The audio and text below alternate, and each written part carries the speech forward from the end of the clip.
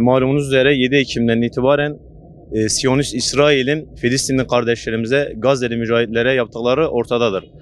57 İslam ülkesinin aldığı tavır ve sessiz takılması hem Müslümanların nezdinde bir yara oluşturmuş hem Müslümanları incitmiştir.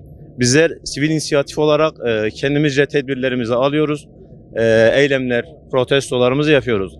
57 İslam ülkesi bunu yapmadığı için maalesef ki bu bize düştü. Biz de Şanlıurfa Anadolu Gençlik Derneği ve Milli Gençlik Vakfı olarak Kubbetü's Sahra çadırını Rabia Meydanı'na, Şanlıurfa'nın en büyük meydanına kurmayı amaçladık ve kurduk elhamdülillah. Bu minvalde amacımız şu şekilde: Urfa halkının, Müslüman halkının en azından Kubbetü's Sahra'yı görerek Filistin'i hatırlaması, orada bir duyarlılık oluşturmak ve oradaki kardeşlerimize gücümüz yettiğince yardımcı olmak. Allah razı olsun.